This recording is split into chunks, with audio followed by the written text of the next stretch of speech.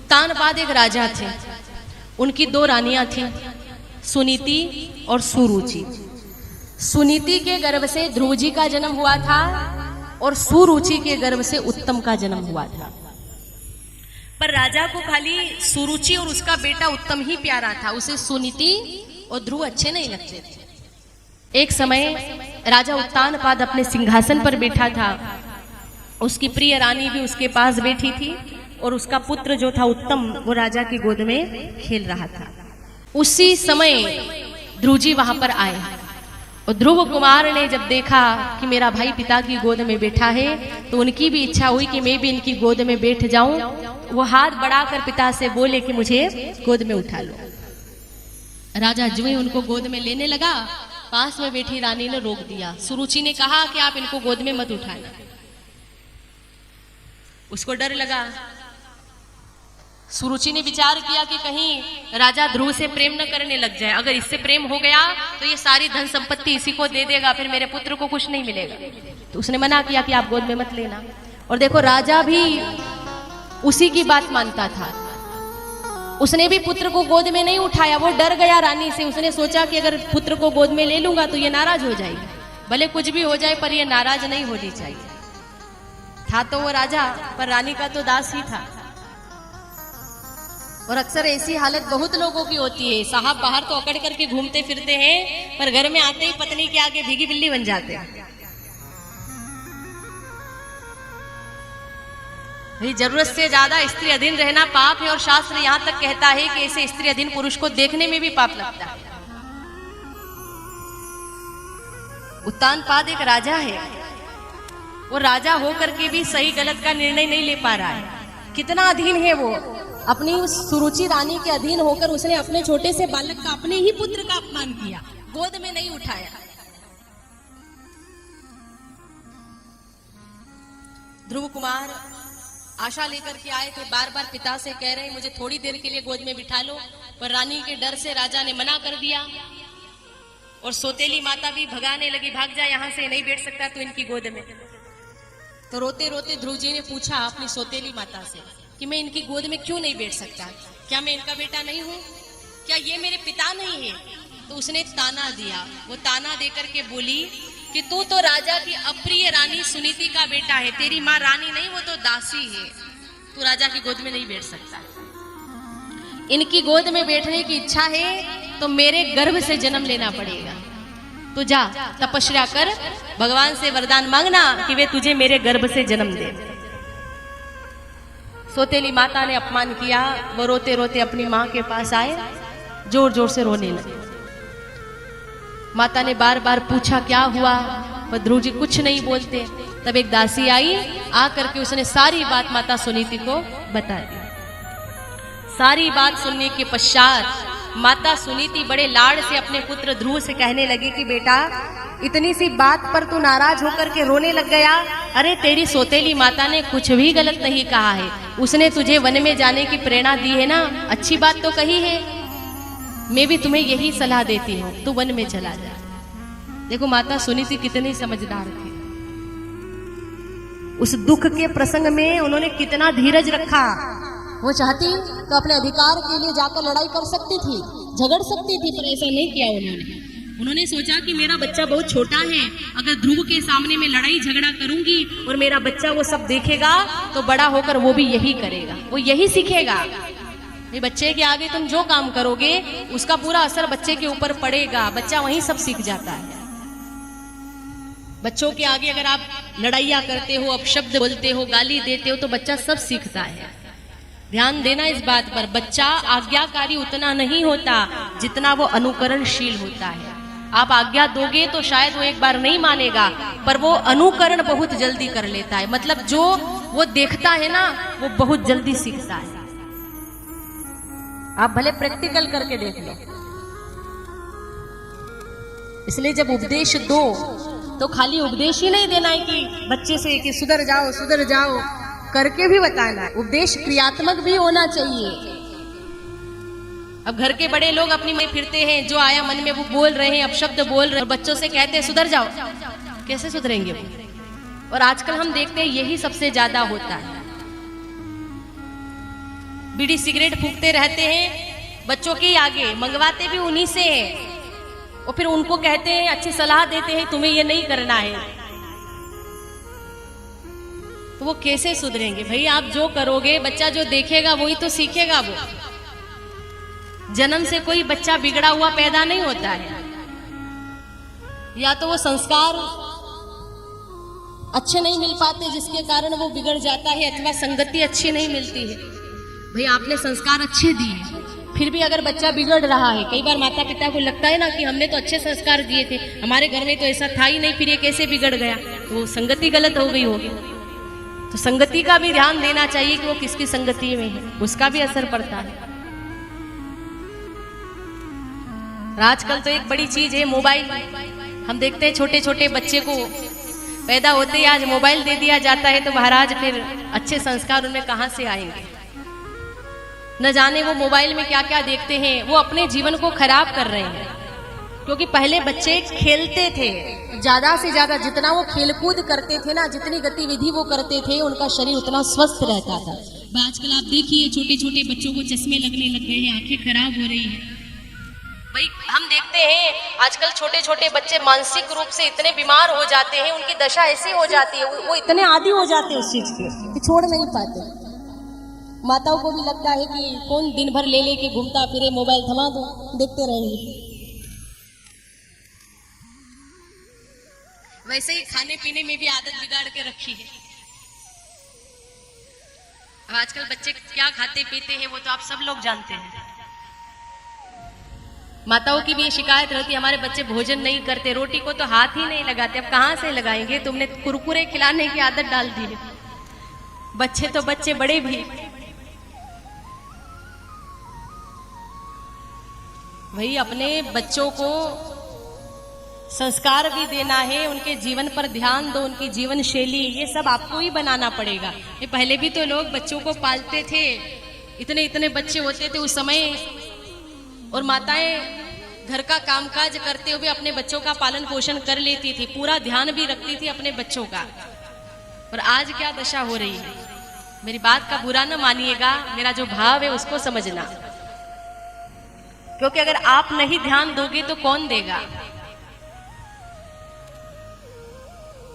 अच्छे संस्कार देने की जिम्मेदारी माता पिता की है, संगति बिगड़ न जाए इसकी जिम्मेदारी माता पिता की है, नहीं तो बाद में रोना फिर आपको ही है। दुखशीलो मात्र दोषेन पितृ दोषेन मूर्खता, कार्पण्यम वंश दोषेन आत्मदोषात दरिद्रति।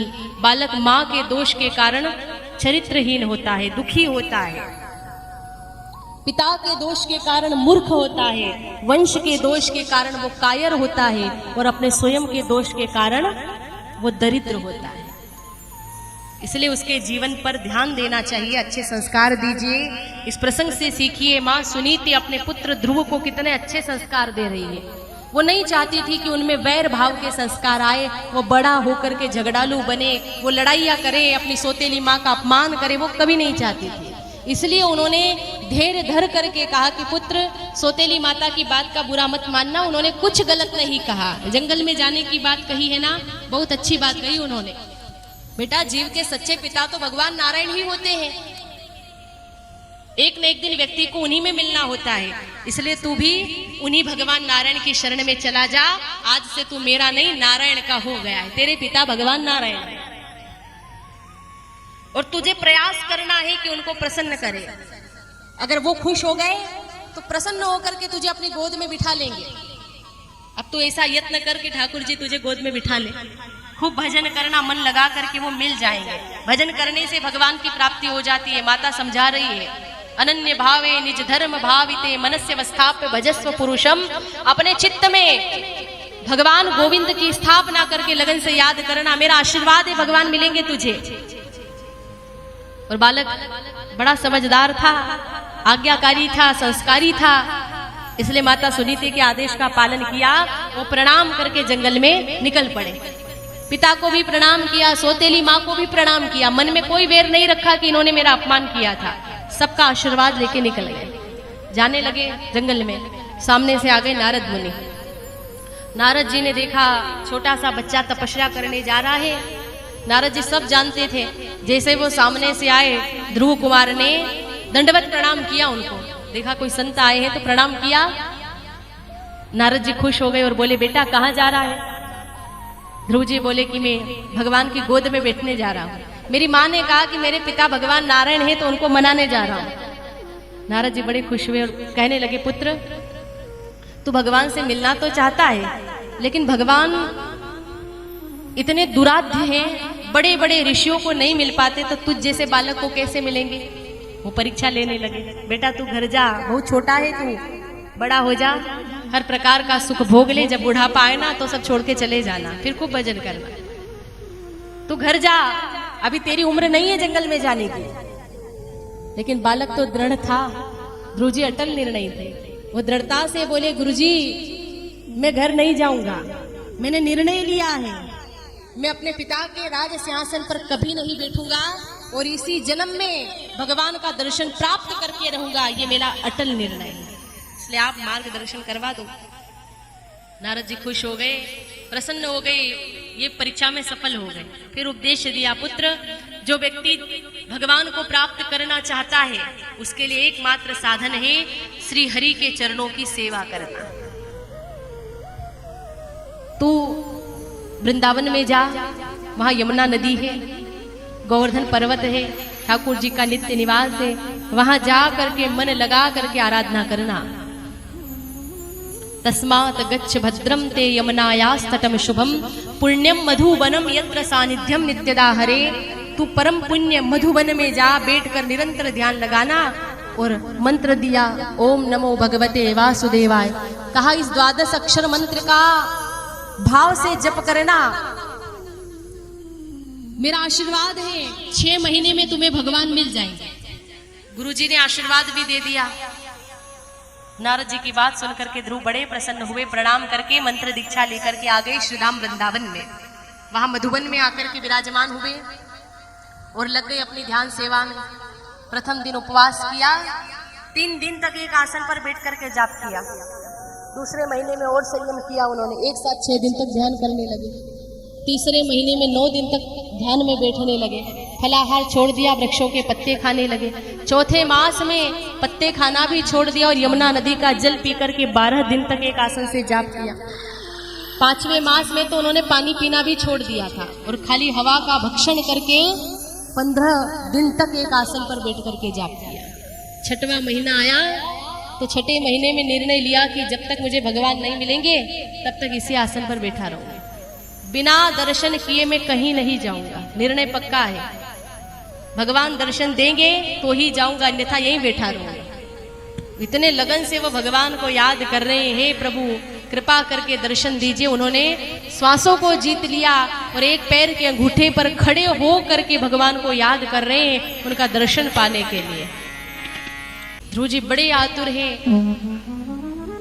और इतने लगन से याद कर रहे थे भगवान को कि उनकी तपस्या को देख करके सारे देवता इतने प्रभावित हो गए। भगवान से जाकर के प्रार्थना करी, ध्रुव जी को दर्शन दे दो। ध्रुव जी के समक्ष भगवान श्री नारायण प्रकट हुए और नारायण ने प्रत्यक्ष दर्शन दिया ध्रुव कुमार को। कितने भाग्यशाली भगवान के स्वरूप का दर्शन कर रहे हैं। हाथ जोड़ करके प्रणाम करके स्तुति करी। योऽन्तः प्रविश्य मम वाचमिमां प्रसुप्तां संजीवत्यखिल शक्तिधरः स्वधामना अन्याश्च हस्तचरण श्रवणत्वगादीन् प्राणा नमो भगवते पुरुषाय तुभ्यम्। हे प्रभु, आप सर्वशक्ति संपन्न हैं। आप ही मेरे अंतःकरण में प्रवेश करके मेरी सोई हुई वाणी को चेतना युक्त करते हैं।